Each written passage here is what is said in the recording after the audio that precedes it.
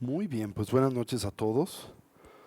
Como siempre vamos a iniciar con nuestras plegarias de aspiración, con el propósito, saben bien, de asentar la correcta motivación y el estado mental propicio para el cultivo de las tres sabidurías. Comenzando siempre con la plegaria del refugio y la generación de la mentalidad excepcional, la bodhicitta. Después los 4 pensamientos inconmensurables, la ofrenda del mandala del universo entero, la solicitud para que los budas y su comunidad pongan en movimiento en nuestro beneficio la instrucción liberadora, la rueda del Dharma. Sanje chudan chi chunam la chanchu bardu dagni kyapsu chi dagi chinsu gi pe sunam ki Drola penchi sanje drupashu. En el Buda, el Dharma y en la Asamblea Suprema, tomo refugio hasta alcanzar la iluminación. Que el mérito de mi generosidad y otras acciones virtuosas me lleve al despertar para el beneficio de todos los seres. En el Buda, el Dharma y en la Asamblea Suprema, tomo refugio hasta alcanzar la iluminación.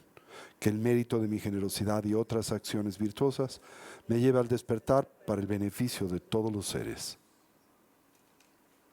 Semchen tamche dewa dang dewe judan dempar gyurchi dunyel dang dunyel gi judan drelwar gyurchi dunyel mepe dewa dampa dang Nidrel wargyurchi, nyering chadang nidam drelwe tanyong chempela nepar gyurchi.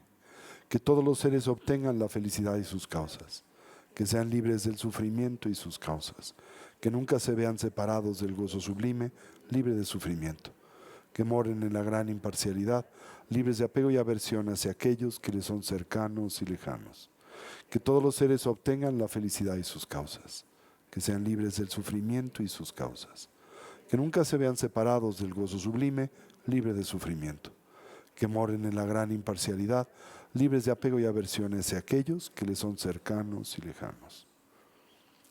La ofrenda del universo. Y recuerden, simbolizamos entre nuestras manos al Axis Mundi y el Monte Meru, los 4 continentes, el sol y la luna. Frente a nosotros, la comunidad de seres despiertos en su cuerpo beatífico. Transformamos a estos elementos en luz y claridad. Imaginamos como una ofrenda se funden en la comunidad de seres despiertos, quienes los reciben y aceptan con apreciación y humildad. Sashi puchu chushing metu tram rirab lingshi nide gempadi sanje shindu mikte buwayi druku namdak shindu chupashu. Perfumo la tierra con incienso, la decoro con flores, adornada con el monte Meru, los 4 continentes, el sol y la luna. Concebida como una tierra búdica la ofrezco para que todos los seres gocen de esta tierra pura.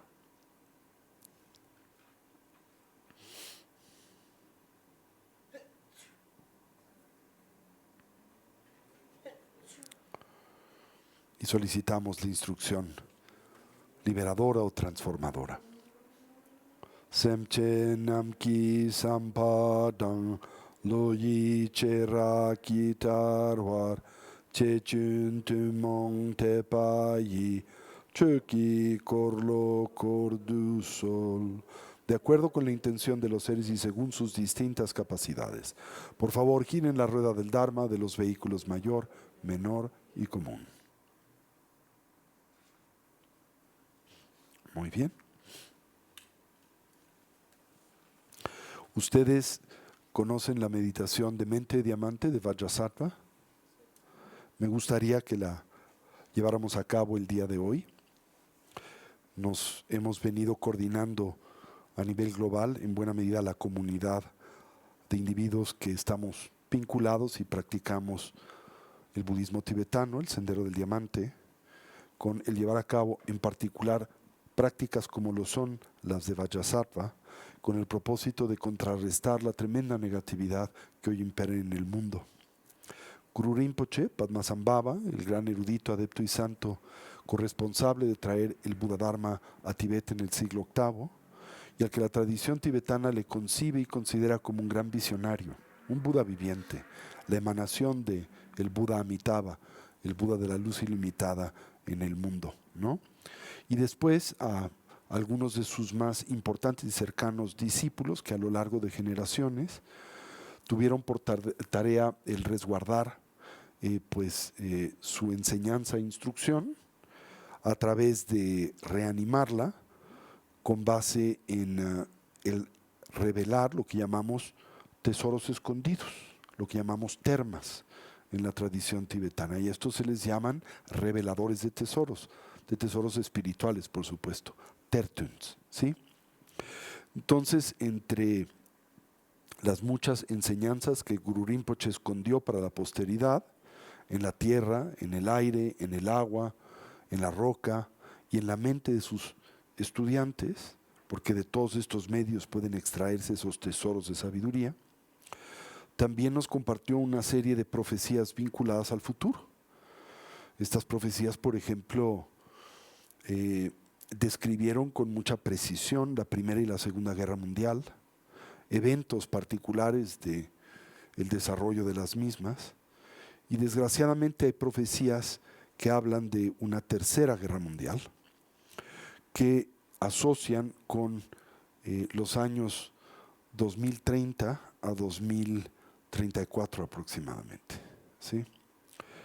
Una guerra global, probablemente donde se empleen dispositivos termonucleares y con enorme efecto y devastación para el planeta y el mundo, ¿sí? Entonces, en estas profecías se insta a los seres humanos a que sigamos la instrucción del Dharma y llevemos a cabo una serie de prácticas para tratar de generar elementos que contrarresten esa condición y esa propensión futura, ¿sí? La tradición budista no contempla, existe como tal el destino, la fatalidad. Esto es la noción de un futuro preestablecido sobre el cual el individuo y la comunidad o la colectividad no pueda ejercer ningún tipo de influencia o injerencia. En realidad, si lo piensan, esto violaría el principio de la causalidad moral. Y lo haría porque implicaría el que las acciones que presentemente nosotros ejecutamos no tuviesen consecuencias, ¿sí? Y sabemos todo lo que se hace produce efectos. Así que si bien existe una gran propensión o posibilidad de que algo acontezca en consecuencia de la estructura del karma actual, esto no es algo inamovible y dependiendo simultáneamente de las acciones del individuo y la colectividad, puede verse coartado o transformado, para bien o para mal, ¿sí? Entonces, a pesar de que existe esta ominiosa profecía, no solo de parte del propio Guru Rinpoche, sino de muchos de estos grandes tertuens a lo largo de la historia, pues nosotros podemos ejercer alguna influencia benéfica y transformadora. Es por ello que hemos estado dirigiendo esta iniciativa de colocar una serie de estelas, estatuas de Guru Rinpoche que han sido consagradas y preparadas de una forma muy juiciosa y especial, acorde de nueva vez a las instrucciones del propio Guru Rinpoche, y que él solicitó para contrarrestar estas posibilidades negativas futuras se depositaran en diferentes elementos y puntos del mundo y la naturaleza. Así que hemos nosotros tomado la responsabilidad de distribuir aproximadamente 25 de estas estatuas y estelas en diferentes partes de la República Mexicana, ¿sí? La semana que entra, por ejemplo, estarán colocando una en la selva de Chiapas, se han colocado en la sierra de Durango, en la sierra de Monterrey, en el Estado de México, en Puebla, en fin, en muchas partes de la República Mexicana, ¿sí? Estas contienen la plegaria llamada Sampalunrubma, que es una plegaria que Guru Rinpoche recomendó se recitara para contrarrestar estas posibilidades. Y también recomendó que se hiciera el Guru Yoga de él, de Guru Rinpoche, que se hiciera la práctica del protector airado daga adamantina Vajrakilaya y que se llevara a cabo la práctica de purificación de Vajrasattva. Entonces ustedes conocen la práctica de Vajrasattva y la idea es que pues la empleemos colectivamente para aunarnos a esta iniciativa y contrarrestar la posibilidad de estos terribles eventos para los que existe propensión, ¿sí? Entonces, yo no creo que uno tenga que ser un genio para darse cuenta de que estamos en una condición limítrofe en la historia de la humanidad, con la guerra, por ejemplo, en Ucrania, los conflictos que vemos en Asia, como por ejemplo en Myanmar, ¿verdad? Los tremendos problemas que hoy sufre nuestro entorno natural, ¿verdad? Hoy tan solo hubo un apagón en toda España, Portugal y parte de Francia. No puedo creer que esto sea simplemente una falla técnica, yo siento que esto fue un ataque cibernético, ¿verdad? Que, bueno, pues también evidencia la vulnerabilidad que existe en todo Occidente para este tipo de nueva guerra, que es la cibernética, ¿no? Y el efecto que puede tener, ¿sí? Entonces, bueno, quisiera que como comunidad hiciéramos esto. Vamos a estar también depositando, tenemos hay dos tipos de estas estatuas y placas, una pequeña y una grande. Una pequeña la hemos depositado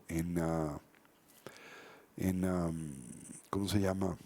En nuestra Gompa en Valle de Bravo, una también en la Gompa que tenemos aquí en la Ciudad de México y dos grandes las vamos a estar poniendo en el bosque de nuestro centro, ¿sí?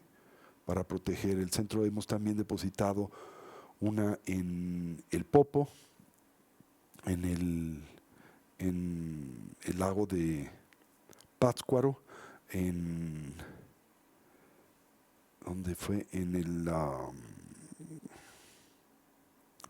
En Xochimilco, ¿sí?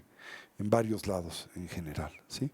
Entonces también cuando estemos por colocar estas estelas, que será pronto, pues los vamos a invitar y los que nos quieran acompañar en este evento será algo también bonito. Estuvimos teniendo nuestro retiro sabatino el sábado, que fue muy lindo, tuvimos una muy buena asistencia, lo cual me da mucho gusto, y la idea es repetir esta experiencia una vez cada 2 meses y en donde también, entre otras cosas, nos aboquemos a conjuntamente realizar prácticas de esta naturaleza. ¿Ok? Bien, entonces como siempre empezaremos con la yoga de las 9 respiraciones y de ahí la práctica de mente de diamante. ¿Ok? Yo la guiaré para que a la medida de sus posibilidades se les facilite. ¿Ok? Esta es la práctica de purificación por excelencia dentro del contexto del Vajrayana, el sendero del diamante. Muy bien.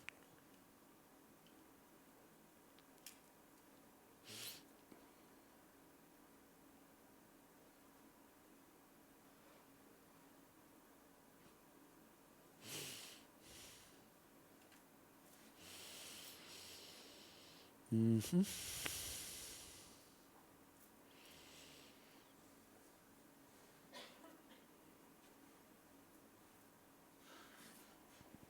Muy bien.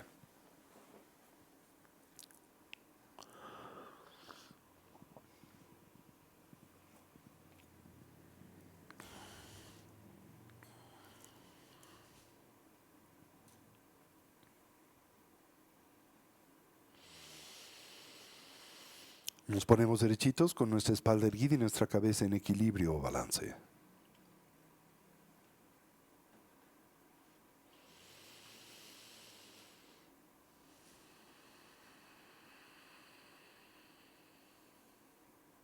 Comencemos por evocar una imagen mental de nuestra forma física y para ello, introspectivamente recorramos a la misma desde la coronilla de la cabeza hasta las plantas de los pies.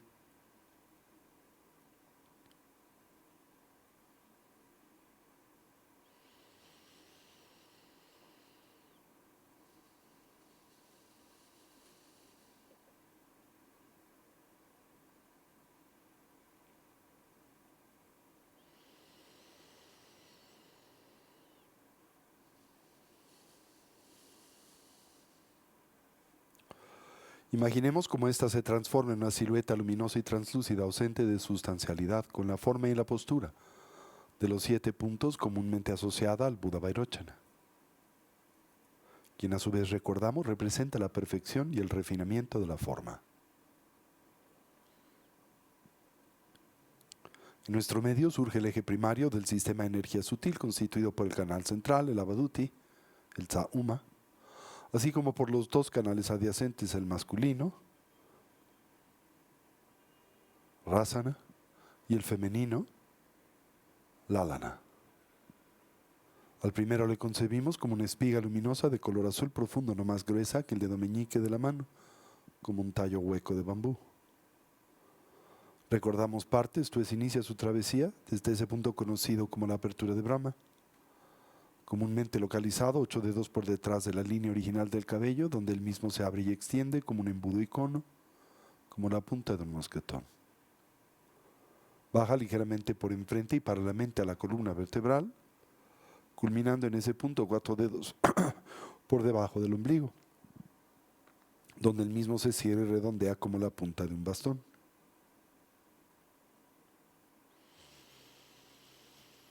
Los dos canales adyacentes parten de las fosas nasales. Se extienden y suben hasta la coronilla de la cabeza, donde se encorvan como el cuello de un bastón, bajando paralelamente al canal central con el que se conectan en ese punto 4 dedos por debajo del ombligo. El canal masculino de color blanco y el femenino de color rojo. El primero a la derecha del canal central para los hombres y en la posición inversa correspondiente a la fisiología sutil de las mujeres. Con ello en mente, nos vinculamos a la yoga de las 9 respiraciones, acompañándola de esa forma especial de respirar, la del jarrón, ánfora o vasija. En esta, al inhalar, intentamos saturar la totalidad de nuestra capacidad pulmonar, procediendo con la aplicación de la yoga de la retención de la respiración, volteando la atención sobre de sí misma, intentando reconocer y descansar en el estado y condición mental emergente más profundo, atento y concentrado. Subsecuentemente exhalamos con fuerza como si liberásemos una flecha a través de un arco. Decantamos así 30% del prana presente en la parte superior del cono pulmonar correspondiente a lo que conocemos como los vientos contaminados, el prana kármico, aquel del que dependen las funciones conceptuales y dualistas de la mente o conciencia, tanto las positivas como las negativas y neutras. A su vez fortalecemos al Yeshelum, el viento de sabiduría, que sabemos desde el momento de la concepción hasta la transición del morir reside en el medio del canal central y del cual dependen las altas funciones de la cognición. Hacemos esto 3 veces para el canal masculino, de color blanco, 3 para el femenino con su energía de color roja, y culminamos con la aplicación de la yoga de la gran vasija, el Bumpachen, en la que al inhalar absorbemos energía de color azul. Retenemos la respiración mientras giramos el estómago 7 veces en el sentido de las manecillas del reloj y 7 veces en el sentido contrario. Mezclamos así los vientos kármicos con el de sabiduría en el canal central. Purgamos el sistema de energía sutil y exhalamos con fuerza 3 veces. Presionamos con la yema del pulgar la primera falange del dedo anular, abrazándole en el gesto conocido como el puño adamantino con los dedos índices ligeramente extendidos. Con ellos bloquearemos las nadinas de las fosas nasales en el orden correspondiente al ejercicio, así como presionaremos ese punto de acupresión 4 dedos por debajo de la ombliga en el medio del torso. Y con esta instrucción presente, ejecutemos conjuntamente la yoga de las 9 respiraciones.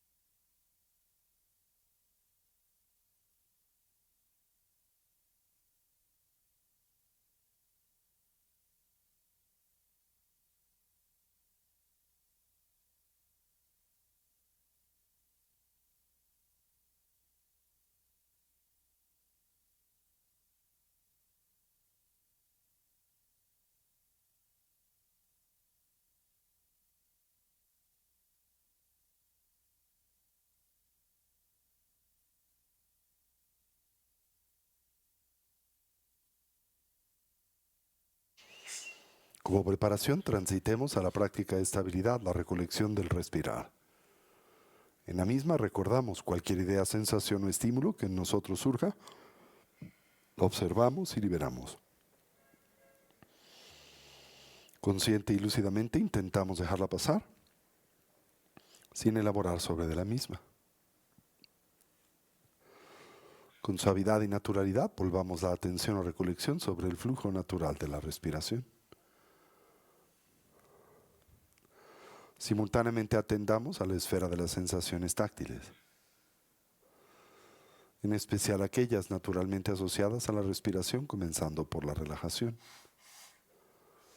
Para ello, introspectivamente recorremos a nuestro cuerpo desde la coronilla de la cabeza hasta las plantas de los pies. Y ahí donde hallemos e identifiquemos cualquier elemento o rastro de ansiedad y tensión, lo relajamos.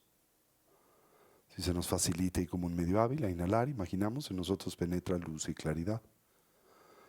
Concebimos como la misma se vierte sobre esos puntos de tensión y ansiedad.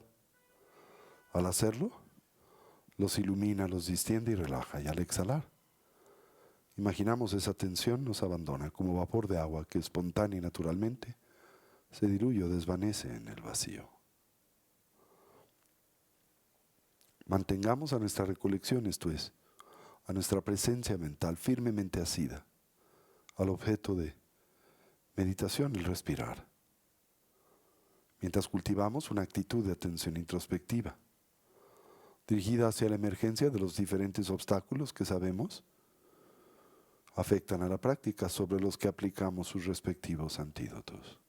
Como una muestra de experimentar excitación, nos concentramos en la exhalación, la sensación gradual o progresiva de tranquilidad y relajación que la acompaña, y de ser presas de la lasitud, la pérdida de claridad, el hundimiento mental, el sopor o el sueño. Nos concentramos en la inhalación, en la viveza y alerta, en la claridad mental que ésta propicia. Así orientamos a nuestra mente y cuerpo hacia su estado natural, del todo relajado, libre de tensión, estable y quieto, dotado de claridad y de alerta, de una actitud de vigilancia. Mientras atendemos a la respiración, sin aferramiento o constricción y simultáneamente sin distracción. Establezcamos una transición entre la agitación y el cansancio de la tarde-noche, y el estado mental de atención y concentración necesario para el cultivo de las tres sabidurías. Las recordamos. La del escuchar, que nos conduce a la transformación conceptual. La del análisis y la investigación, que nos permite fortalecer a la experiencia directa. Y la de la meditación, que nos conduce a la plenitud de la integración. Con esta instrucción presente, en silencio y por unos minutos, fortalezcamos esta primaria y elemental dimensión de la práctica. Sí, toda la atención sobre el respirar.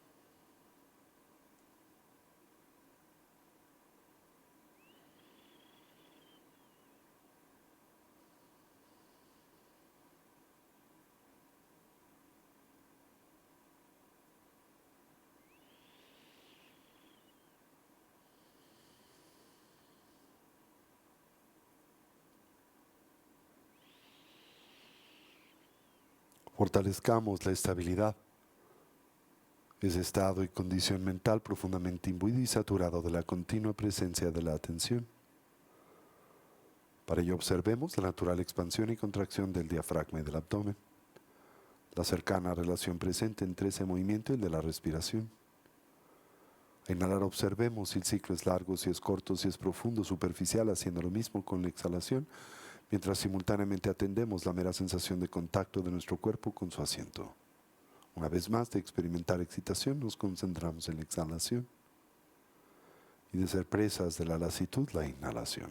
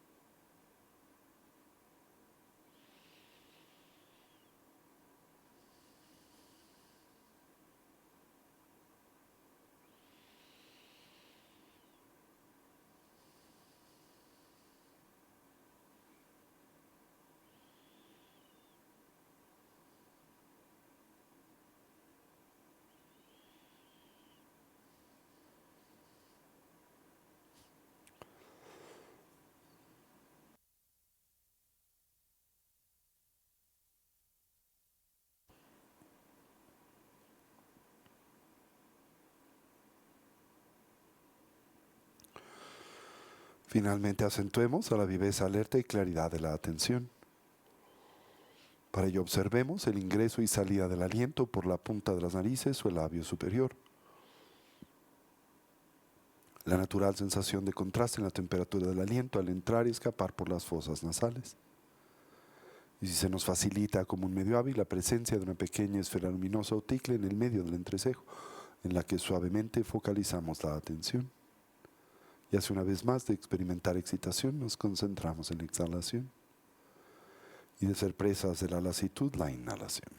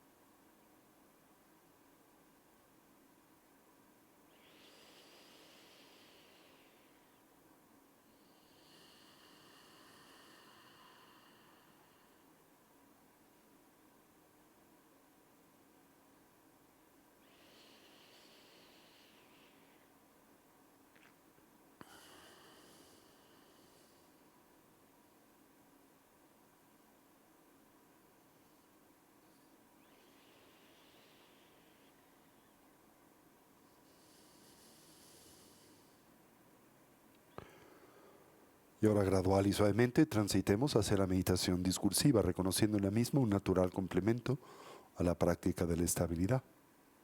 Así evoquemos a los 4 pensamientos que orientan y motivan a nuestra mente hacia el despertar. Comencemos por lo preciado de la vida humana. Reconozcamos su rareza, en realidad lo complejo y difícil que es obtener y asegurarla. Su necesaria condición de ocio y oportunidad, siempre enraizada en las 8 libertades y las 10 riquezas, tanto las personales como las circunstanciales. Lo fácil que es perderla, su fragilidad y transitoriedad, y así la gran más breve oportunidad con la que hoy contamos para intentar imprimir y así dotar a nuestras vidas de una dimensión y sentido de genuino significado, la que naturalmente asociamos a la consecución del bienestar genuino, a través del medio del estudio y la práctica del Dharma.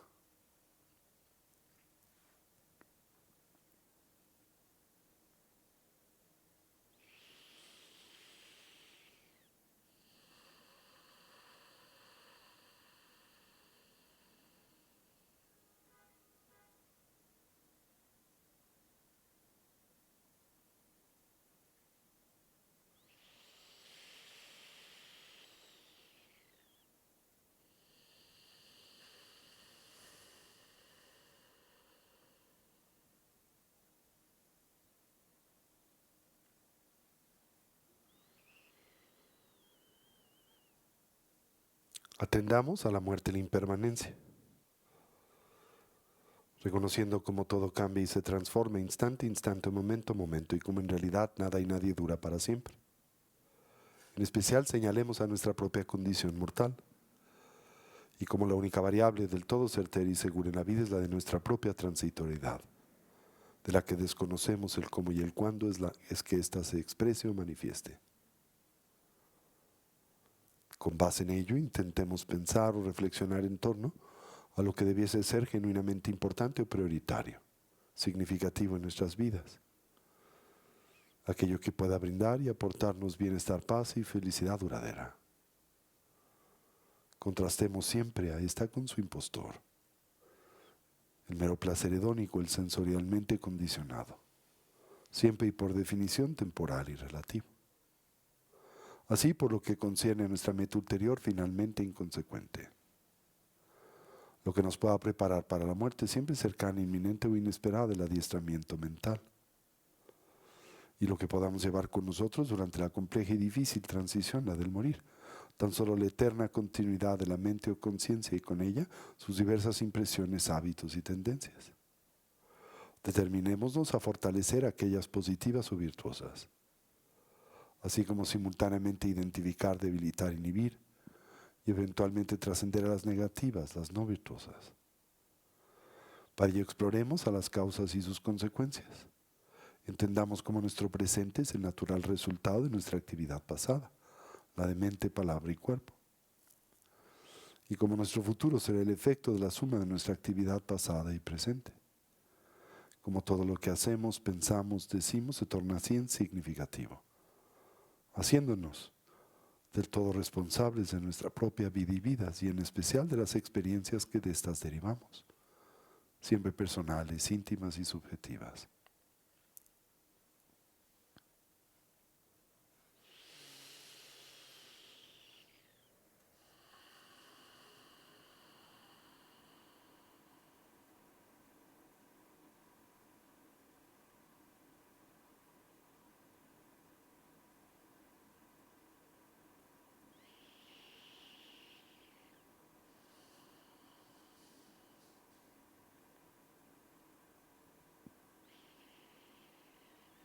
Finalmente comprendamos las limitaciones que son propias y endémicas al samsara, a la existencia cíclica, a la vida condicionada por la matriz de la ignorancia, el aferramiento, el apego y la aversión.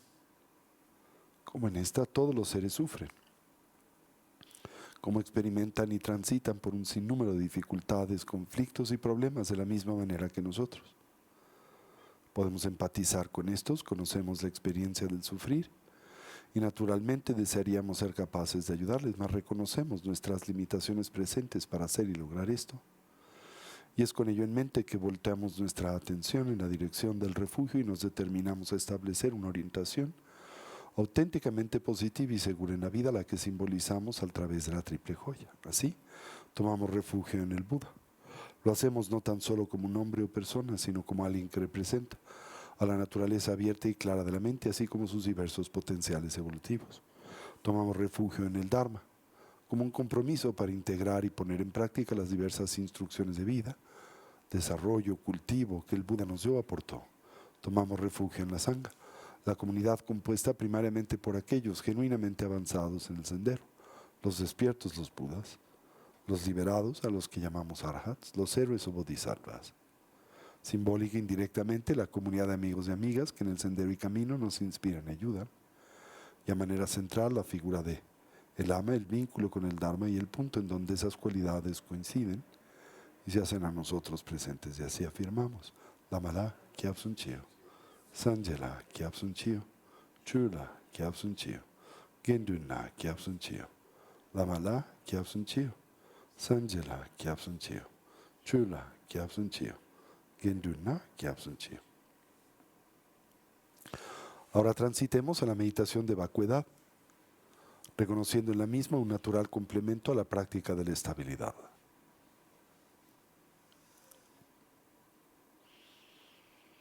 Entendamos a la misma como el preámbulo de la práctica del sendero del diamante, centrada en la mecánica y cultivo de la visión pura. Imaginemos entonces como todo lo que nos rodea gradualmente se diluye o desvanece en el vacío. Comencemos por este espacio y lugar, extendiéndolo a nuestro país, nuestro continente y planeta, el universo con sus infinitos mundos, y nuestro cuerpo referente físico, con base en el cual comúnmente edificamos nuestro sentido de identidad personal. Todo ello se diluye y desvanece en el vacío. Lo único que permanece es la función y expresión primaria de la mente o conciencia, su mera claridad y darse cuenta.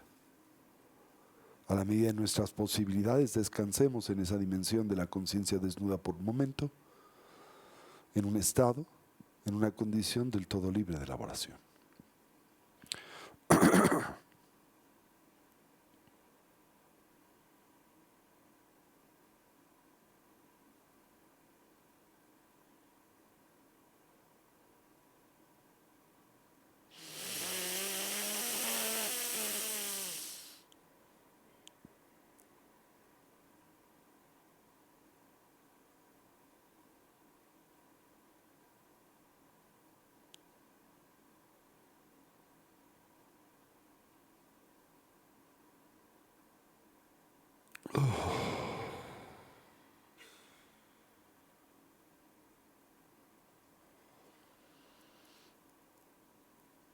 Transitemos ahora a la práctica de purificación de mente de diamante, Dorje Sempa Vajrasattva. El método primario de purificación recomendado en el sendero del diamante. Iniciemos con la fase de creación o generación. Concibamos, imaginamos y sintamos como sobre la coronilla de nuestras cabezas, 4 dedos por encima de estas y 8 por detrás de la línea original del cabello, se corporiza la sílaba PAM, de color blanco iridiscente.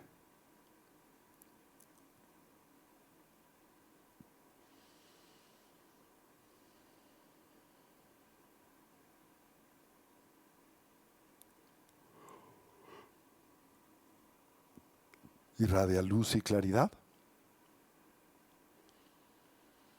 y se transforma en una flor de loto blanca y luminosa de 8 pétalos abierta.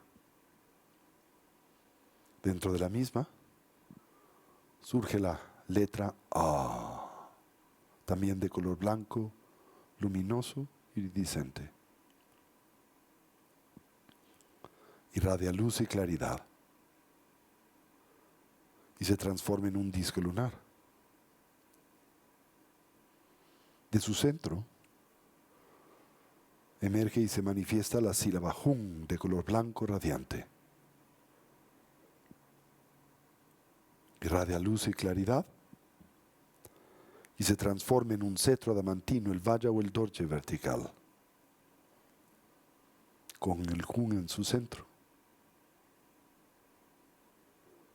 Irradia luz y claridad y del mismo aparece la figura de Vajrasattva o Dorje Sempa, mente o ser adamantino, el arquetipo central que empleamos para la purificación en el sendero del diamante.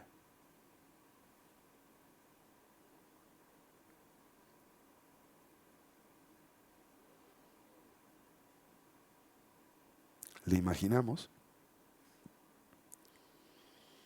centrado sobre un trono de loto, sobre un disco lunar, translúcido y luminoso, presente más ausente de sustancialidad. La síntesis entre la apariencia o manifestación y simultáneamente su dimensión ulterior, la vacuidad. Se encuentra sentado en la postura real, relajada, con su pierna derecha ligeramente extendida hacia adelante, como si se encontrase listo para levantarse y beneficiar a otros. Mientras que la izquierda se recoge en la postura del samadhi, la de la absorción meditativa, simbolizando así la perfección de la atención y concentración. Su mano derecha sostiene al cetro adamantino, el vajra o el dorje. Su palma abierta a la altura del corazón y el cetro adamantino en la misma vertical, simbolizando el método en el camino, la bondad amorosa y la compasión. Su mano izquierda sostiene al Vajraganta, la campana adamantina, recargada sobre de su cadera, la boca hacia arriba, simbólica de la energía de la sabiduría, la comprensión de la vacuidad, del surgimiento dependiente. Se encuentra ataviado con la vestimenta propia del cuerpo de gozo perfeccionado de un bodhisattva, en el estado del gozo supremo, el Sambhogakaya.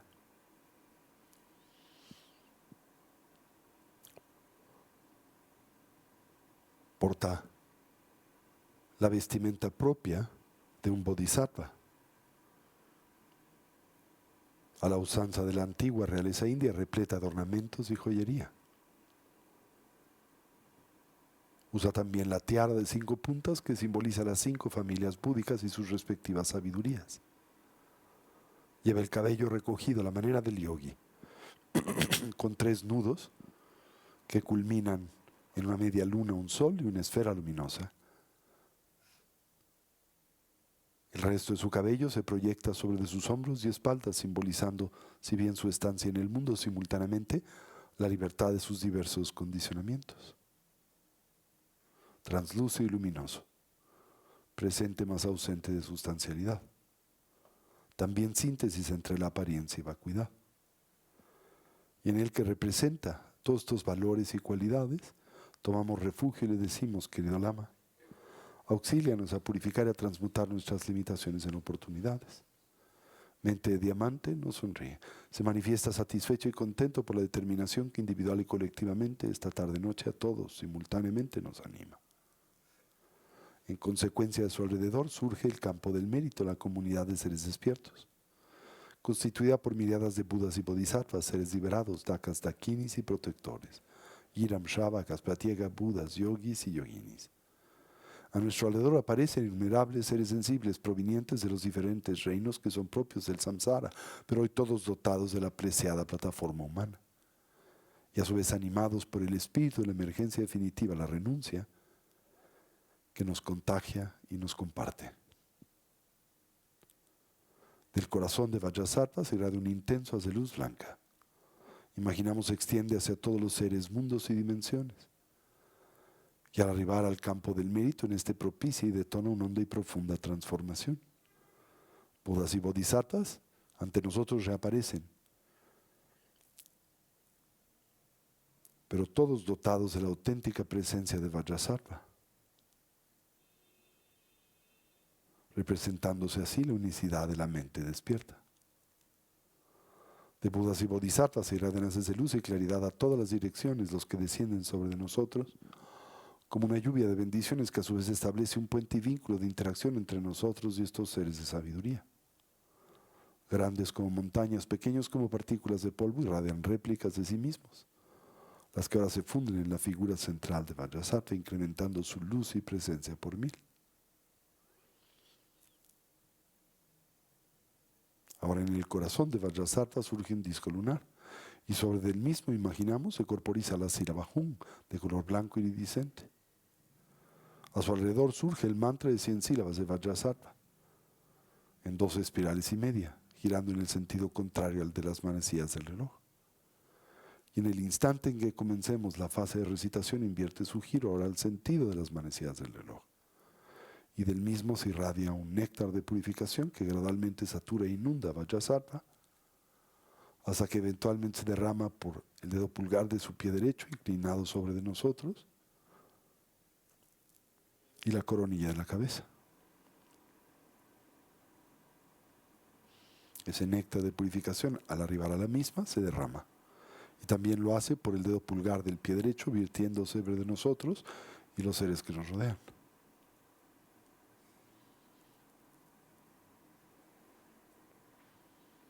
Y así recibimos los empoderamientos. El néctar de purificación de Vajrasattva surge y se vierte sobre de nosotros como un espeso néctar que recorre las paredes internas de nuestro cuerpo y del mismo arrastra sus impurezas y limitaciones. Proceso que repetimos en 3 fases. En la primera imaginamos nuestras limitaciones físicas presentes. Salen de nuestro cuerpo por las plantas de los pies, las palmas de las manos, los poros del cuerpo y el ano, como tinta negra y humo negro que al abandonarnos y vertirse sobre la tierra en la misma, se transforma en abono. En una segunda etapa imaginamos, purificamos nuestras limitaciones físicas potenciales, quizá como nuestras debilidades genéticas, saliendo estas impurezas de nuestro cuerpo por las plantas de los pies, las palmas de las manos, los poros del cuerpo, como pus y sangre coagulada, que al vertirse sobre la tierra en la misma opera como un nutriente. Finalmente sentimos nuestras limitaciones físicas resultantes de nuestra interacción con diferentes contaminantes ambientales se purifican. Los auditivos, gustativos, táctiles y olfativos. Nuestra visión kármica de la vida, la que nos ata a la existencia cíclica.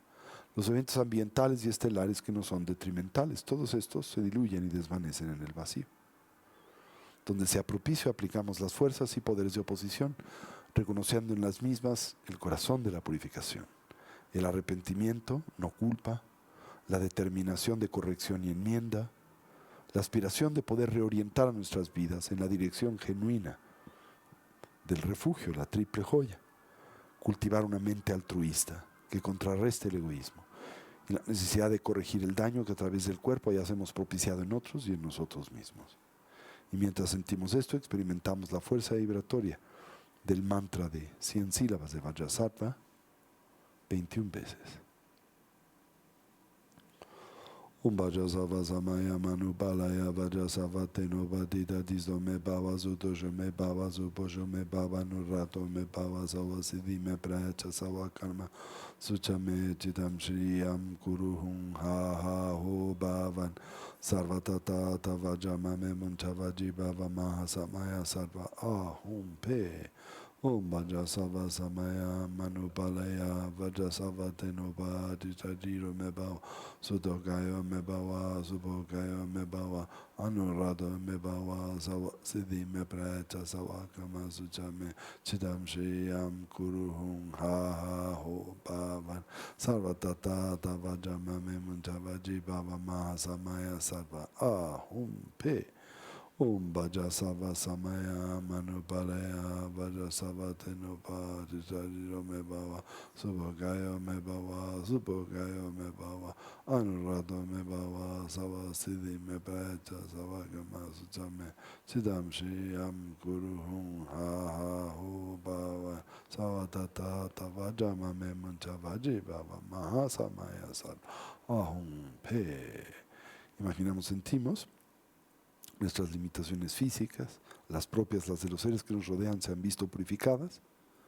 Y ahora como nuestros cuerpos irradian esta luz y claridad a todas las direcciones, en cuya sensación descansamos por un momento en un estado y condición libre de elaboración.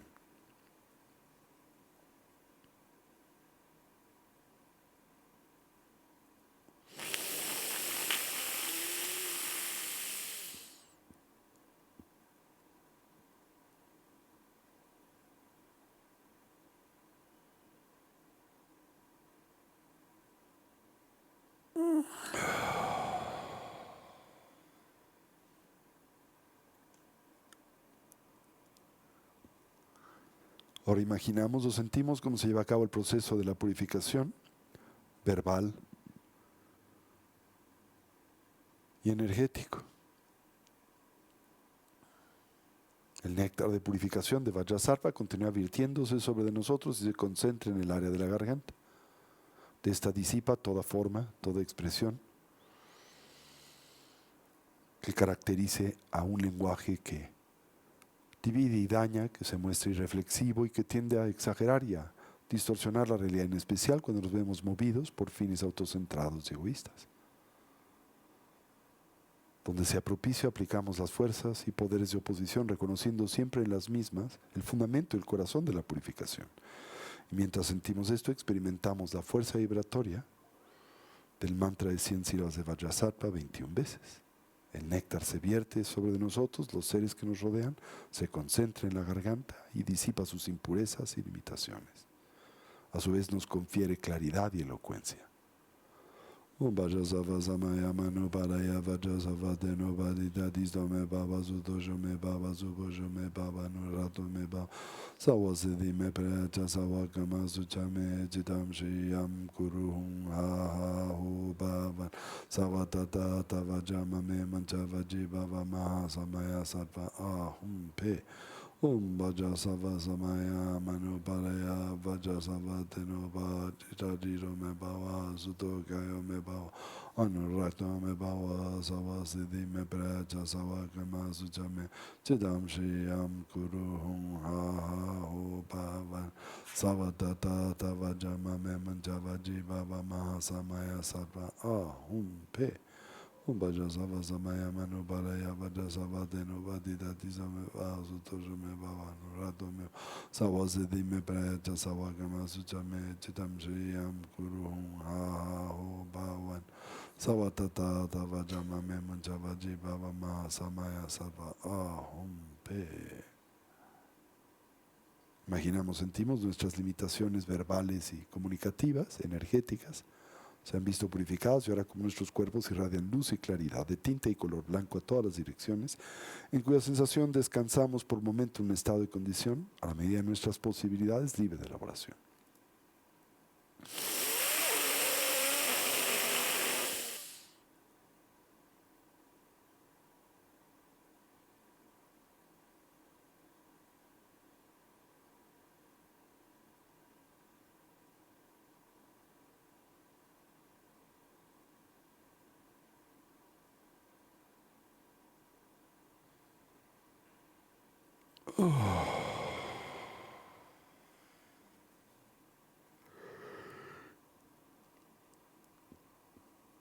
Imaginemos ahora cómo se lleva a cabo el proceso de la purificación mental y emocional. El néctar de transformación de Vajrasattva continúa virtiéndose sobre de nosotros y los seres que nos rodean. Penetra por nuestra cabeza y ahora se funde en el chakra del corazón.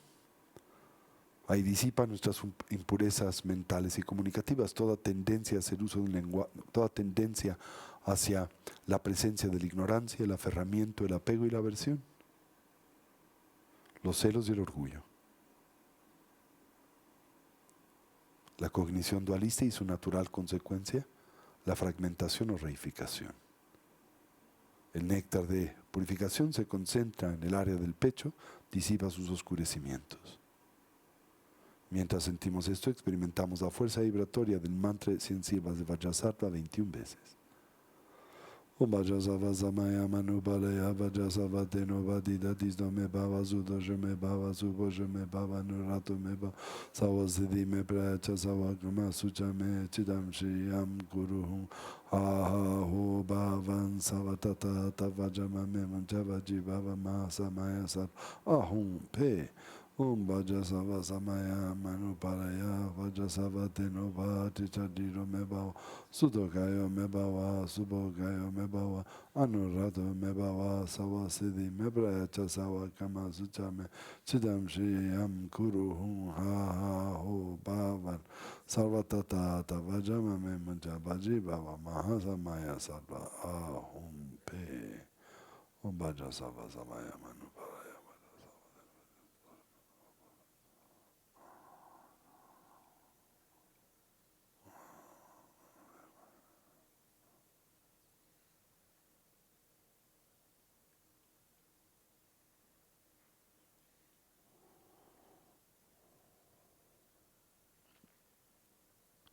Por el poder de la luz blanca, imaginamos, sentimos nuestras limitaciones mentales, emocionales se han visto purificadas y ahora como nuestros cuerpos irradian luz y claridad a todas las direcciones en cuya sensación descansamos por momento en un estado de condición libre de elaboración.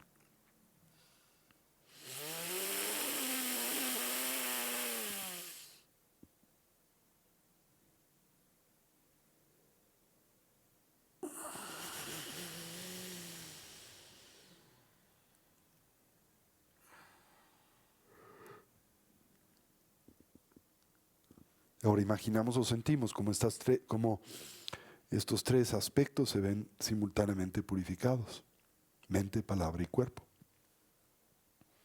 Ese néctar de purificación continúa virtiendo sobre de nosotros los seres que nos rodean.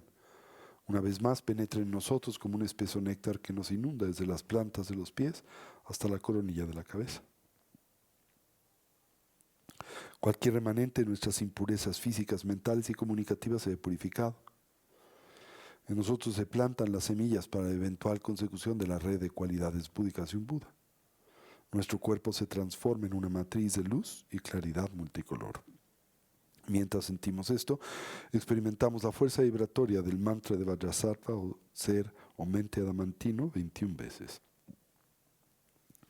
Vajrasattva samaya manu balaya Vajrasattva teno batita tisdo me bhava sutojo me bhava supojo me bhava nurato me sawa siddhi me pracha sawa karma sucha me chitam shriyam kuru hum ha ha ho bhavan sarvatata vajama me munchavati bhava samaya sattva ahum pe.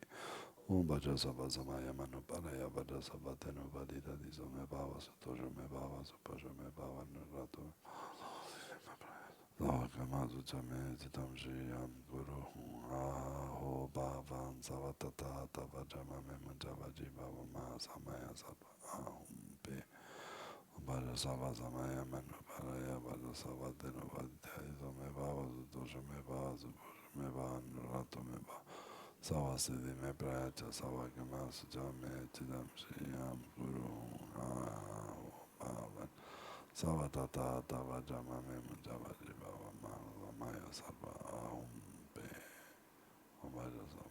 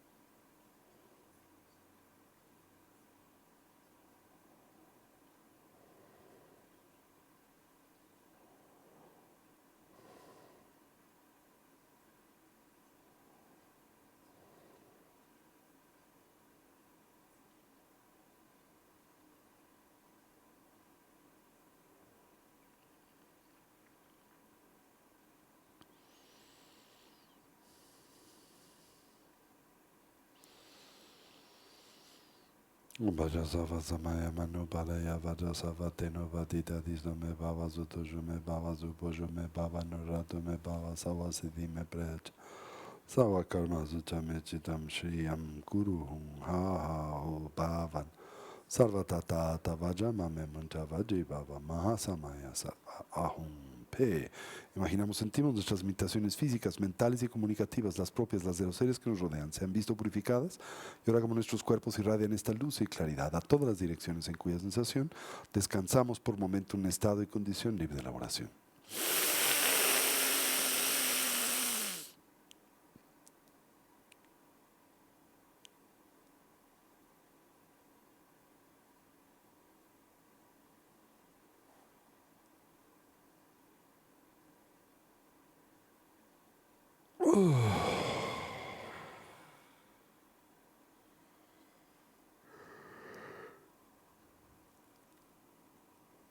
Transitemos ahora a la fase de integración.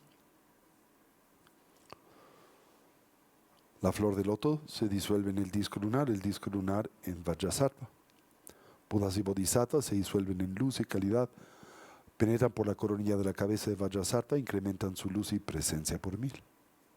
Le concebimos como una montaña de plata iluminada por 1000 lunas. Vajrasattva irradia luz y claridad, penetra por la coronilla de nuestras cabezas y se funde en nosotros como el agua se diluye en el agua. Imaginamos que no queda resto alguno de nuestra identidad ordinaria y convencional, comúnmente animada por nuestra historia personal. Y reemergemos dotados de la auténtica presencia de Vajrasattva, de sus habilidades y cualidades. Así el universo reaparece, pero lo hace como un budaverso, como un entorno exaltado en donde todos los seres son budas, los sonidos mantras y todo es perfecto, radiante y luminoso. Y mientras sentimos esto, experimentamos la fuerza vibratoria del mantra succinto de Vajrasattva 108 veces. El universo a nosotros aparece, pero como un budaverso, como un entorno exaltado, en donde todos los seres son budas, los sonidos mantras, todo es perfecto, radiante y luminoso. Om Vajrasattva Hum. Om Vajrasattva Hum. Om Vajrasattva Hum. Om Vajrasattva Hum. Om Vajrasattva Hum. Om Vajrasattva Hum. Om Vajrasattva Hum. Om Vajrasattva Hum.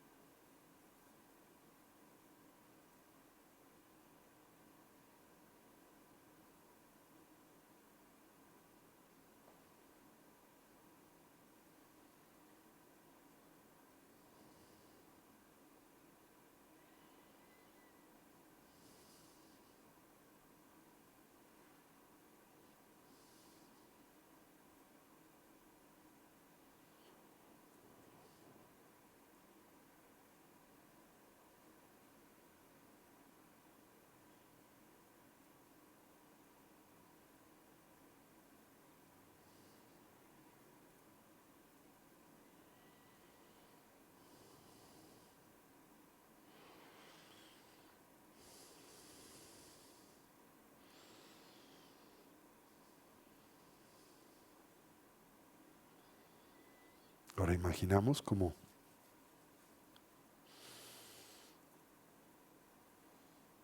en nuestro medio surge el canal central, en lo que ahora representa la fase de perfeccionamiento, aquella en donde simulamos la transición del dormir y el morir, donde naturalmente emerge la luz clara de la mente esencial que aquí nos entrenamos a reconocer y estabilizar.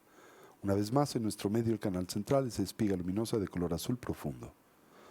Vajrasattva se disuelve en luz y claridad, penetra por la parte superior de ese canal y reaparece a la altura del chakra del corazón con sus ojos bien cerrados, lo cual emulamos.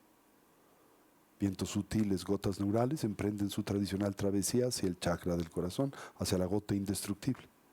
En especial las esencias vitales masculinas de color blanco descienden por la parte superior del canal central, mientras que las esencias vitales femeninas de color rojo ascienden por la parte inferior del mismo.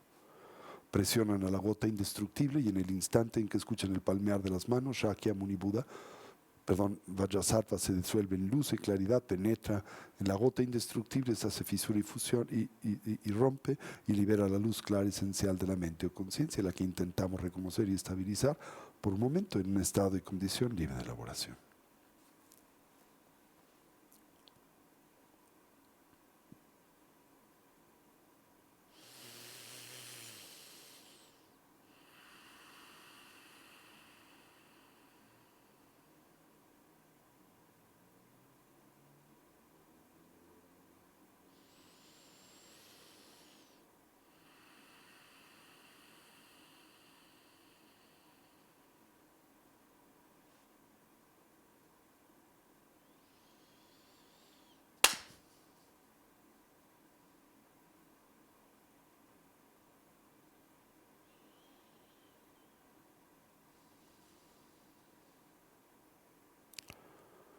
Y así terminamos por dedicar el mérito. Deseamos cualquier potencial positivo que a través de este medio ya se hemos desarrollado o cultivado, que sirva y sea de beneficio a todos los seres.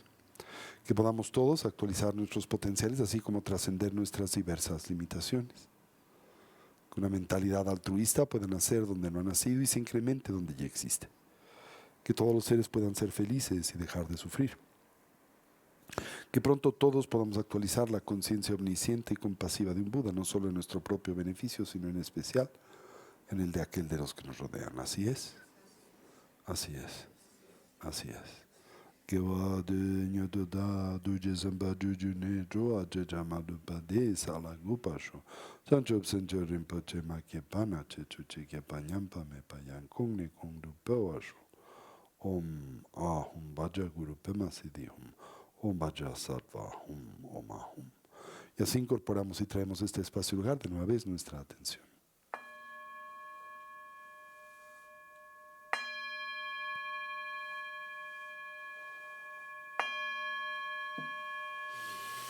Muy bien.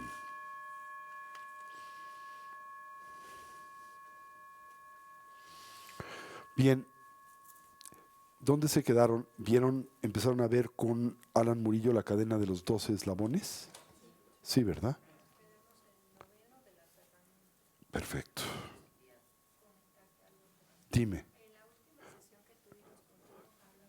Deja nada más que te pasen el micro, porfa. Estábamos hablando de los qué. Ah, sí.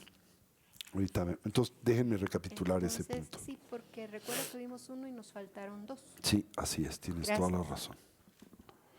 Bien.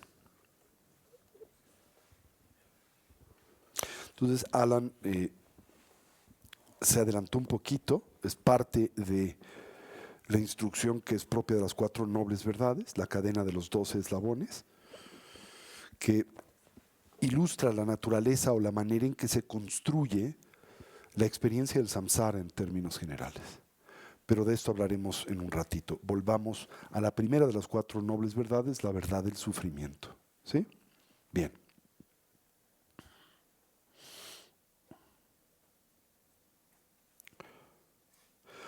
Decíamos que en términos de la tradición budista el sufrimiento se divide en 3 diferentes dimensiones, ¿recuerdan? Ahora, cuando hablamos en el contexto del Buda Dharma del sufrimiento, recuerden, por el mismo queremos decir algo muy extenso, muy amplio, ¿no? Quizá algo que no podemos del todo transmitir a través de esa glosa, sufrimiento per se, ¿verdad? Como les he previamente señalado, la palabra que se utiliza, por ejemplo, dentro de la lengua sánscrita para describir esta experiencia por la que los seres sensibles en la existencia transitamos, es el término dukkha, ¿se acuerdan? Y decía que los tibetanos utilizan para traducirle el término duñal, ¿sí? Y todo en esencia se refiere a una experiencia. Decía que he estado buscando por mucho tiempo cómo traducirlo. Y creo que hay una palabra que en nuestro idioma comunica el sentido amplio de esta concepción, y es aflictividad. Así que en buena medida podríamos decir que el señalamiento que es propio de la primera de las 4 verdades nobles, o como también podríamos alternativamente concebir y presentar los 4 hechos de la existencia ordinaria, es la presencia constante, incontrolable y recurrente de la aflictividad. ¿Sí? Y esa aflictividad se divide en tres: el dolor ordinario y común, el dolor del cambio y la transformación, y el denominado el dolor del todo o todo presente propio y endémico al samsara, la existencia cíclica, la vida condicionada. ¿Ok? De estos hemos hablado acerca del primero, el dolor común, aquel asociado a experiencias cotidianas como son el nacer, crecer, envejecer, enfermar, etcétera, ¿no? No obtener lo que nos es grato o perder lo que es grato, ¿verdad? No desear lo que no nos es grato y vernos expuestos a ello. El dolor que asociamos a la experiencia del temor y el miedo. En fin, las experiencias comunes y recurrentes de aflictividad por las que en la vida transitamos. ¿Sí? Simultáneamente comentábamos que nosotros abordamos esta dimensión del sufrimiento de una forma imprecisa, inadecuada. Naturalmente deseamos trascenderle, y esto tiene derecho y dignidad, ¿no? Pero lo hacemos implementando una serie de estrategias que no atacan la causa primaria, que en realidad es responsable y detona esa recurrente aflictividad. ¿Cuáles son las primarias estrategias que utilizamos para contrarrestar la presencia del dolor común? ¿Verdad? Pues precisamente las de los 8 intereses mundanos. ¿Sí? Y si bien los 8 intereses mundanos nos pueden aportar un cierto tipo de bienestar, sabemos el bienestar que nosotros podemos directa o indirectamente derivar de los mismos es siempre temporal y relativo, ¿no? En otras palabras, estos en el mejor escenario tan solo son fuente de placer hedónico, temporal, ¿verdad? Pero no nos pueden ofrecer bienestar genuino y duradero. ¿Sí? Mientras constantemente continuemos así operando, seremos sujetos de la insatisfacción recurrente. ¿Ok? Bien, de esto hablamos anteriormente.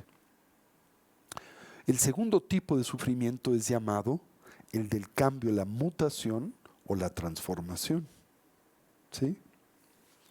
Ahora, es muy importante tener en cuenta que por el mismo la tradición budista no pretende señalar o indicar precisamente al sufrimiento y la aflictividad como resultantes específicamente de la exposición al cambio, la mutación o la impermanencia. ¿Sí? Porque si lo piensan, la impermanencia, el cambio y la transformación en sí mismos no necesariamente son fuentes de aflictividad, ¿verdad? ¿Qué es lo que hace de estos un detonante de dolor y sufrimiento? La resistencia al mismo, a los mismos. ¿Sí? Esto es, desde la óptica de la tradición budista, la impermanencia o la transitoriedad, el cambio, no es en sí mismo una causa de sufrimiento. Lo es cuando el ser sensible, el perceptor, le niega, se resiste al mismo o sobre del mismo proyecta una condición opuesta y contraria. Esto es, sobre lo que es impermanente proyecta una demanda y expectativa de permanencia. ¿Sí? Cuando esto sucede, naturalmente nos vemos expuestos, tarde o temprano, al dolor, el sufrimiento y la insatisfacción. Y una de las razones por las que esto acontece es porque no importa cuánto nos resistamos al cambio, no importa cuánto le combatamos o tratemos de rehuirle, el cambio es un hecho de la existencia. Y recuerden las 4 nobles verdades que representan el foco de la exploración de la cercana aplicación de la atención sobre los fenómenos. ¿Sí? Las 4 nobles verdades pueden comprenderse como el señalamiento de 4 hechos de la existencia. La realidad de la aflictividad, ¿verdad? El hecho de que esa condición de experiencia y vida tiene causas que podemos dilucidar y conocer, que puede cesar porque no representa una condición intrínseca a la naturaleza y condición del complejo mente-cuerpo de un ser sensible, y que existe un sendero y camino que nos puede conducir a la trascendencia de los mismos. Y ese sendero es el de el Trishiksha, el triple entrenamiento superior o el noble óctuple sendero. ¿Sí?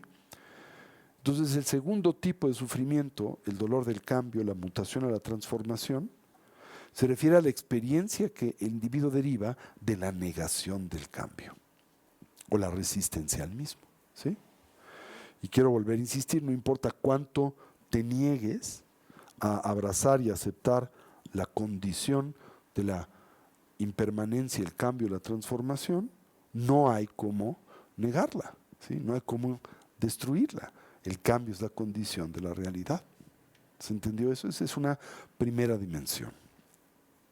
Entonces, y en síntesis, en este contexto podríamos decir, el señalamiento se centra en lo siguiente: el sufrimiento constante, incontrolable y recurrente por el que nosotros, los seres sensibles, transitamos en buena medida, es consecuente de ignorar y al mismo tiempo resistir y negar la condición impermanente, mutativa, dinámica de todos los factores de la existencia, tanto externos como internos.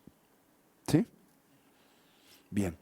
Otra dimensión de este tipo de dukkha, este tipo de dolor y sufrimiento, el del cambio, representa el cómo la naturaleza del mundo en el que nosotros vivimos como un sistema es también impermanente. Dicho de otra manera, nosotros vivimos en un entorno y sistema que es por condición inestable.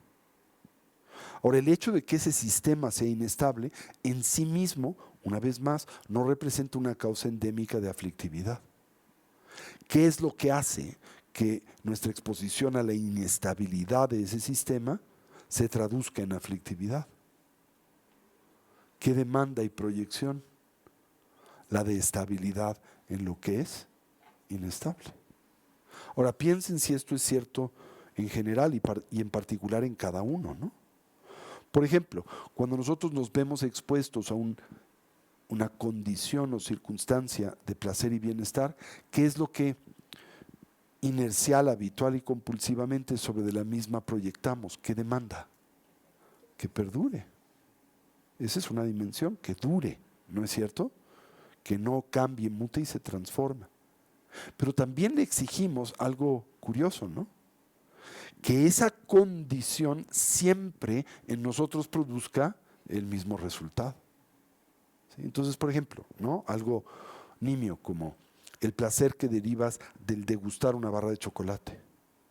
Mientras la degustas, ¿verdad? Deseas la misma no termine, ¿verdad?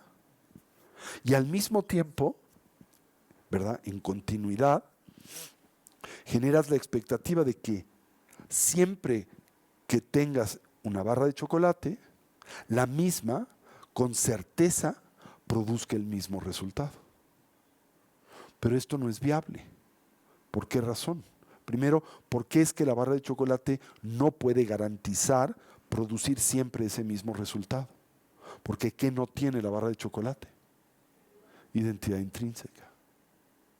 No solo la barra de chocolate no la tiene, ningún factor de la existencia, ninguna apariencia externa o interna la posee. Y por lo tanto, dado el hecho de que la barra de chocolate no tiene identidad intrínseca, ¿qué no posee? Cualidades sustanciales. Y dentro de esas cualidades sustanciales, ¿cuál es la que nosotros proyectamos, reificamos? Una placentera. ¿Verdad? La noción, por ejemplo, de que la barra de chocolate es en sí sabrosa. Por lo tanto, la proyección de esa condición, lo sabroso, o, si gustan, la sabroseidad. ¿Sí? Ahora, como la barra de chocolate no es en sí misma sabrosa, ¿por qué no es en sí misma sabrosa? Porque esa experiencia, la de lo sabroso, en realidad, ¿cómo emerge? Es que la tradición budista lo describe con enorme precisión. Es un surgimiento dependiente, una experiencia que emerge, sí, pero lo hace en dependencia de condiciones y circunstancias, temporales y subjetivas. Y una de las condiciones y circunstancias primarias de las que, ¿verdad?, depende esa experiencia es la designación conceptual del individuo. Y la designación conceptual del perceptor simultáneamente emerge en dependencia de una mirada de distintos tipos de condicionamientos y al mismo tiempo de diferentes circunstancias temporales y relativas. Por ejemplo, ¿qué circunstancias? Tener hambre. ¿Qué circunstancia? Un cuerpo humano. ¿Qué circunstancia, verdad? Estar socializados al gusto por el chocolate. Ahora, piénsenlo, ninguno de estos es estable e intrínseco. La conciencia no solo se puede manifestar a través de una plataforma humana, ¿verdad? Una plataforma humana no necesariamente decodifica ese estímulo siempre de la misma manera, porque esa condición, esa circunstancia de interpretación sensorial depende de condicionamientos, de nuestra visión kármica de la vida, ¿verdad? Y simultáneamente esa barra de chocolate, en efecto, aún bajo las mejores circunstancias, no garantiza siempre el propiciar y dotarnos del mismo efecto. ¿Por qué?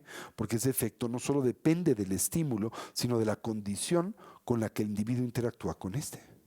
Entonces imaginen que están enfermos y con fiebre y se sienten morir, pues lo último que se les antoja es una barra de chocolate. O al tomar o degustar esa barra de chocolate, no necesariamente la van a experimentar de la forma placentera que lo hicieron cuando están sanos o cuando tienen hambre. ¿Se entendió eso? Entonces, bueno, una dimensión del dolor del cambio y la transformación precisamente tiene que ver con proyectar sobre de todo el mundo de nuestra experiencia esta demanda de permanencia y de estabilidad. ¿Sí? Que las cosas permanezcan siempre como están ahora y que siempre nos aporten el mismo resultado y efecto que lo hacen hoy. Las dos inviables, imposibles, ¿no? Porque nada permanece intacto e igual perennemente. Todo cambia y se transforma a lo largo del tiempo e inclusive instante a instante o momento a momento, ¿no? Y simultáneamente, nada de estas diferentes condiciones sensoriales puede producir siempre el mismo efecto en independencia del gusto de la persona. ¿Qué? Una tercera dimensión del dolor del cambio y la transformación tiene que ver con esa condición que acabo de señalar, la inestable del mundo en el que vivimos, ¿no? Y por lo tanto, el tipo de experiencia por la cual en este transitamos. Y esa experiencia en la que en este transitamos es también inestable y se encuentra repleta y saturada, y esto es el elemento central, de altibajos. Entonces la vida es un tránsito de esa naturaleza, ¿no? Por momentos placentera, por momentos displacentera, por momentos expuesta a estímulos agradables, en otros momentos desagradables, por momentos dotada de bienestar, en otros de dolor, en momentos de éxito y en momentos de fracaso, momentos de triunfo y momentos de derrota, ¿verdad? Constantemente nosotros experimentamos estas condiciones, estos altibajos que son propios de la existencia.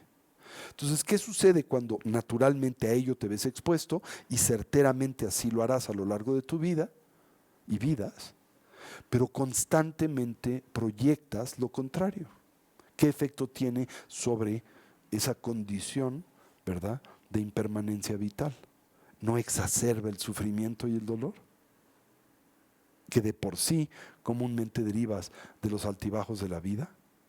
Y esos altibajos se tornan insoportables cuando no los aceptas como parte de la condición del inestable sistema vital en el que vivimos.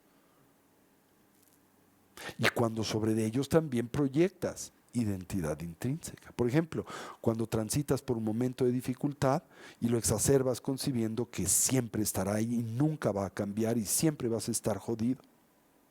Pero nada es así, ¿no? Ni tú serás siempre el mismo, ni esa circunstancia por la que transitas será siempre la misma. Y lo mismo puede decirse del bienestar, ¿no? Cuando estás en tránsito de una circunstancia favorable, ¿verdad? La noción de que esta va a permanecer y nunca va a desaparecer.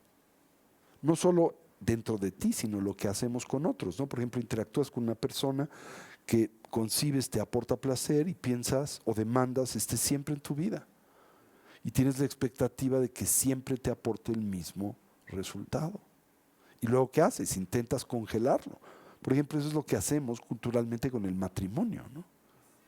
Es cierto, es un mecanismo de reificación. O sea, tienes una relación placentera y positiva con alguien y te quieres casar como con la idea de solidificar y hacer que esa condición sea permanente, ¿no?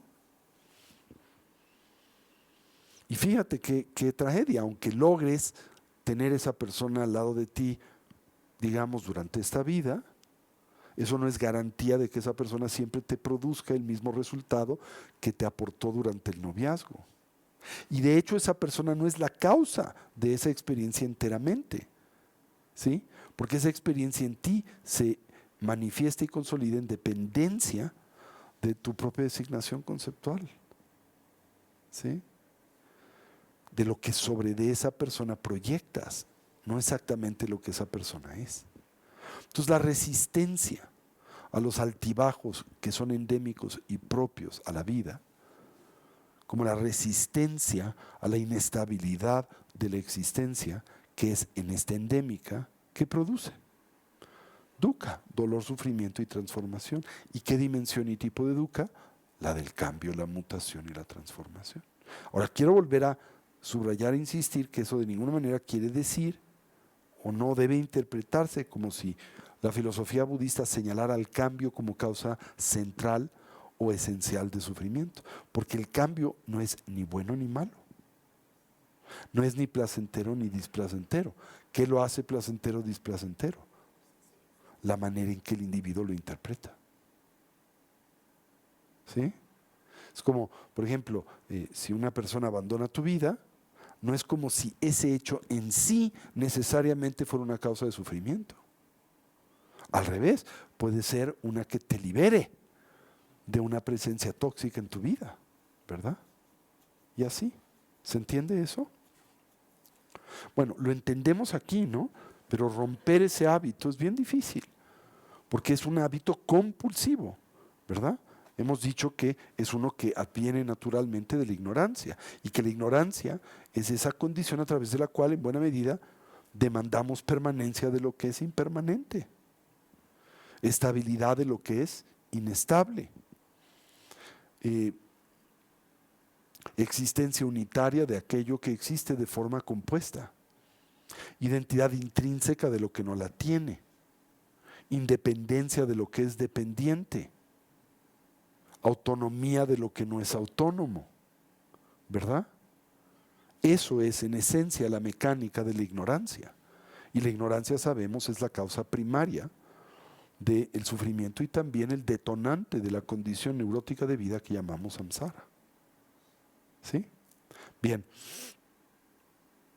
La última dimensión del sufrimiento, hablábamos entonces del dolor común, nacer, crecer, envejecer, enfermar, morir, perder lo que te es grato, no obtener lo que te es grato, miedo, etcétera, ¿no? El dolor del cambio, la mutación y la transformación, dukkha dukkata, como se le llama en sánscrito. Y la última dimensión del sufrimiento, que se describe así: el dolor, la aflictividad o el sufrimiento todo permeante asociado a la existencia cíclica o la vida condicional. ¿Por qué? Por la ignorancia, por el apego y por la aversión. El dolor sutil o todo permeante de la existencia cíclica o de la vida condicional. Bien, ahora, esa dimensión muy sutil del sufrimiento, desde la óptica budista, es la más primaria y por lo tanto, en buena medida, la más profunda subyacente condición que en nosotros detona y propicia aflictividad. Entonces, si no atacas esa dimensión del sufrimiento, no te podrás liberar de las más superficiales, como las del cambio y el dolor común, ¿sí? Y es difícil porque identificar esa condición para la mayoría de nosotros es en extremo difícil. ¿En qué se centra el dolor sutil, todo permeante y propio del samsara? En identificarte o proyectar un sentido de identidad sustancial sobre los 5 agregados, sobre los 5 skandhas, ¿sí? Que es lo mismo que afirmar, defender y promover un sentido de identidad sustancial. La causa primaria de tu sufrimiento es la defensa y promoción de un yo fantasioso. ¿Qué tipo de yo? ¿Cuál es el yo fantasioso? Porque recuerden, la tradición budista a través de estos medios no pretende nunca negar la existencia de una dimensión del yo. Hay un tipo de yo que sí en efecto existe. Y es muy importante de entender.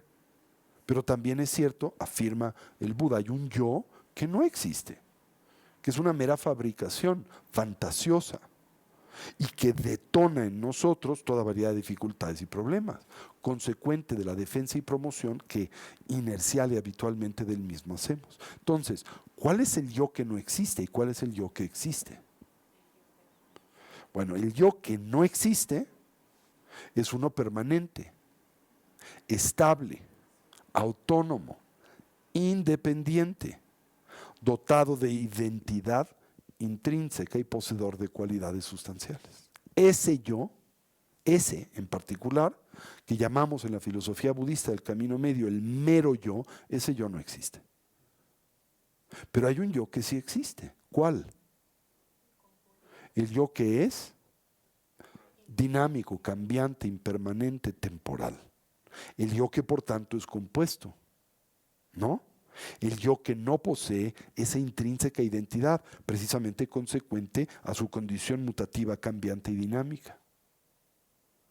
El yo que es compuesto y no autónomo, que es dependiente, pero no independiente. Ese yo existe, ¿verdad? El que no existe es el independiente, pero el yo que existe es el dependiente, ¿sí? El que emerge en dependencia claramente de condiciones, causas y circunstancias, ¿verdad? Entonces, el distinguir entre un yo y el otro es uno de los objetivos primarios de la filosofía contemplativa del Buda Dharma. Y eso es en extremo difícil de hacer. ¿Por qué? No porque en sí sea complejo, sino porque nos hemos profundamente habituado al mero yo. ¿Sí? Al punto en donde lo hemos congelado y realmente pensamos somos Él. Y sufrimos cuando Él mismo no es reconocido o validado, lo cual no es probable, sino también certeramente acontece y sucede en la vida. ¿Sí? Entonces, de construir ese mero yo, ese yo fantasioso, ese yo estable, autónomo, independiente, permanente, unitario, etcétera, es uno de los objetivos primarios de la filosofía contemplativa del Buda Dharma. Y una de las vías a través de las cuales hacemos esto es tratar de dilucidar sobre de qué primaria plataforma es que nosotros edificamos y construimos ese mero yo. Que eso es lo que Nagarjuna, por ejemplo, describe en sus diferentes instrucciones y enseñanzas como identificar el objeto a refutar. Identificar lo que nosotros queremos negar. Identificar lo que nosotros pretendemos clarificar. ¿Y qué es lo que queremos negar y clarificar? La inexistencia del mero yo. Y al mismo tiempo, como ese mero yo existe de una forma del todo fantasiosa y detona, en consecuencia de su defensa y promoción, todas nuestras diferentes aflicciones mentales y emocionales, comenzando por el aferramiento, el apego, la aversión, seguidas por los celos, el orgullo y el resto de las 84,000 aflicciones mentales y emocionales. Y a su vez la defensa y promoción de ese mero yo es el detonante y causa sustancial del samsara. Recuerden, el samsara no es un lugar, es una condición de vida. La condición de vida que se centra y pasa por el filtro del mero yo, del yo sustancial. ¿Se entendió esa idea? Ahora, ¿sobre de qué edificamos ese sentido de identidad falsa? Comúnmente proyectamos a esa identidad sobre los 5 agregados. ¿Cuáles son los 5 agregados? O skandhas, o bonches de cosas. ¿Cuáles son los elementos que comprenden a la identidad del individuo o al individuo? El cuerpo es uno, la forma, el primer skandha, el skandha de la forma, la colección de componentes transitorios y temporales, materiales y físicos, y el skandha de la conciencia, la colección de componentes transitorios y temporales ahora mentales, ¿ok? Y que dividimos en 4: sensaciones, percepciones, actividad formativa, formaciones kármicas y conciencia. ¿Hasta aquí me siguen? Entonces, en esencia, los 5 skandhas son dos cosas, ¿verdad? La colección de componentes transitorios y temporales que comprende a nuestra corporeidad, a nuestra fisicalidad. ¿Por qué? Porque cuando nosotros percibimos una forma física, ¿cómo la percibimos? Como unitaria, como estable y como estática. Pero esa forma, ¿cómo existe? El cuerpo es, por ejemplo, una entidad de qué naturaleza? Es compuesto de partes. ¿Qué tipo de partes? Materiales, ¿no? ¿Es estático o es dinámico? ¿Es cambiante o es estable? Es cambiante. Pero proyectamos sobre esa plataforma la noción de el yo. Soy eso. Cuando te ves al espejo, piensas, yo soy eso que se ve al espejo. Ese cuerpo. Y ese cuerpo lo concibes unitario. Y ese cuerpo lo concibes como estático. Y ese cuerpo lo concibes como sólido y como estable, pero no existe así. Es compuesto, es inestable, es cambiante, es dependiente de una miriada de factores, ¿no? Entonces construimos un sentido equivocado de identidad proyectando la misma en el referente del cuerpo, el skandha de la forma. Y dos, lo haremos simultáneamente con el skandha de la mente o conciencia. Pensamos, o soy el cuerpo, o soy la mente, o soy la combinación del cuerpo y la mente, o soy algo ajeno a la mente y el cuerpo. ¿Sí? Eso piensas, es tu identidad.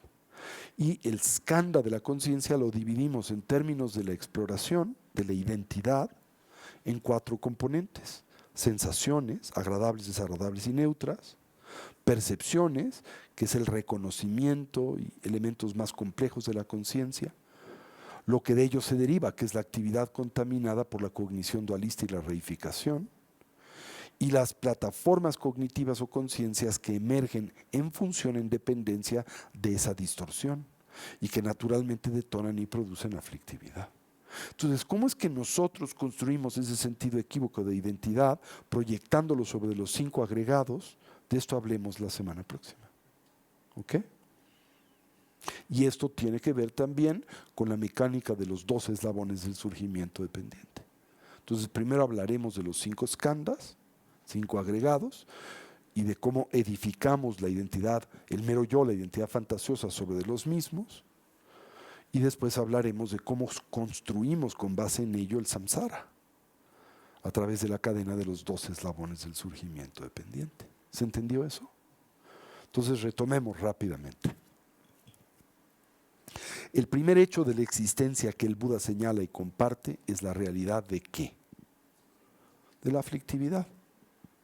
El hecho de que todos los seres sensibles por condición transitan y experimentan dificultades y problemas de forma constante, incontrolable y recurrente. Esos problemas y dificultades pueden abordarse, comprenderse en 3 diferentes dimensiones y expresiones. ¿Sí? El dolor común, aquel que emerge de nuestra inadecuada relación con diferentes hechos y condiciones de la existencia: nacer, crecer, enfermar, morir, no obtener lo que nos es grato o perder lo que nos es grato, no desear lo que nos es no grato y vernos expuestos a lo que nos es no grato. ¿Sí?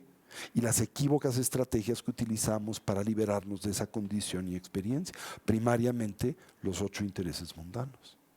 ¿Sí? Segunda dimensión del sufrimiento, el del cambio y la mutación, que tiene las diferentes dimensiones que hoy mencionábamos. El aferramiento y expectativa de permanencia sobre lo que es impermanente. La negación de la inestabilidad que es endémica al deambular por la existencia, los altibajos de la vida. Precisamente porque la misma es un sistema cambiante e inestable, y no es inerte e inamovible, ¿verdad?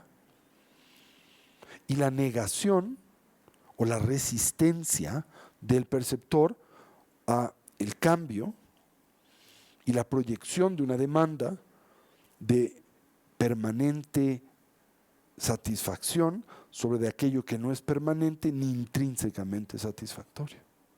Y la tercera dimensión, llamada la más sutil, permeante del samsara y la existencia cíclica, lo que produce al samsara y la existencia cíclica.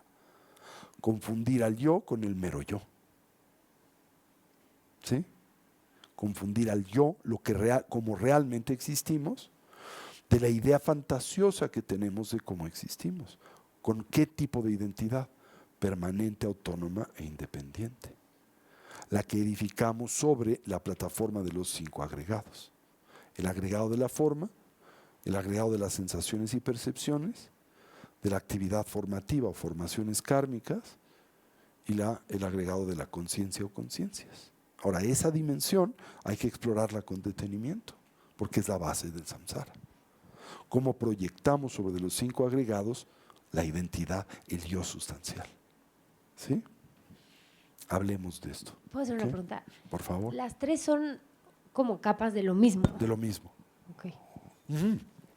Exacto. La primera verdad noble es el sufrimiento. Pero el sufrimiento se manifiesta en diferentes grados de sutileza. El dolor grosso, el sutil y en extremo sutil. Digamos, el sufrimiento es sufrimiento. Pero ¿qué produce el sufrimiento? Diferentes capas de confusión. ¿Sí? El dolor común, el sutil y el extremo sutil. ¿Ok? El dolor ordinario, el dolor del cambio y el todo permeante endémico al samsara. ¿Ok? Tenemos que dilucidar todas estas para liberarnos de las mismas. ¿Sí? Bueno, pues dejémoslo aquí. Les recuerdo rápidamente. Les quiero invitar pasado mañana, el próximo miércoles 30 de abril. Estaremos auspiciando la la presentación del documental y película The Sweet Requiem, el Requiem dulce. Va a estar con nosotros, van a estar con nosotros sus directores, 2 muy talentosos tibetanos, Ritu Sarin y Tenzin Sunam, ¿sí? Para hacer un comentario de esta película. Si desean acompañarnos, lo estaremos pues presentando este próximo miércoles 30 de abril de 7 a 9 de la noche. Yo creo que va a ser un evento muy lindo, es un documental muy lindo, muy desgarrador de la condición por la que hoy transita pues la comunidad tibetana en el exilio y los tibetanos que desean escapar de Tibet. ¿Sí? Bien, también voy a estar impartiendo del viernes 23 al domingo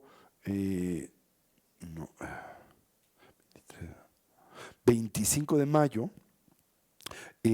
un retiro de muerte, bardo y renacimiento en nuestra comunidad de Monterrey. ¿Sí? Y no olviden que del viernes 30 de mayo al domingo 1 de junio estaremos ofreciendo nuestro segundo retiro del año, que va a ser el de los senderos del Mahamudra y el Mahasandhi, el Chakchen y el Dzogchen, el sendero de la gran perfección y el gran sello, que estará impartiendo Gerardo Abud, ¿verdad? Y su servidor en nuestro centro contemplativo en Avándaro Valle de Bravo, ¿sí? De viernes 30 al domingo 1 de junio, ¿ok? Para que lo tengan esto presente. Pues esto es algo de lo que tenemos en puerta estos días. Bien, no olviden, miércoles, la presentación de la Premier Sweet Requiem, ¿sí? Aquí, en el anexo de Casa Tibet. Terminemos, como siempre, dedicando el mérito.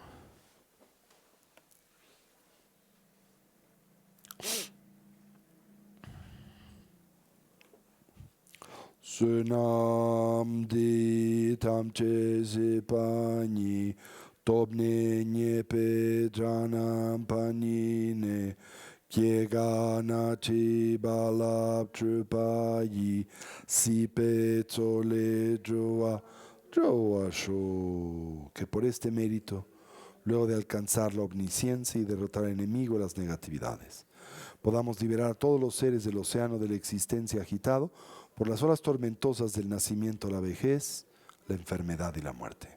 Chanchub sencho rinpoche, ma kye panam kye chuchi, kye panyam pa me pa yang, kong ne kong du pewa shu. Y dediquen el mérito por pues todos los lugares en donde hoy hay conflicto, hay guerra, hay enfermedad, hay tragedias naturales, deseando puedan todos los seres liberarse de esa condición. Muchísimas gracias. Gracias por acompañarme, tanto los que lo hacen virtualmente, pero solo agradezco a los que prenden su cámara, como los que nos acompañan físicamente esta noche. Gracias y bueno, nos veremos la semana próxima.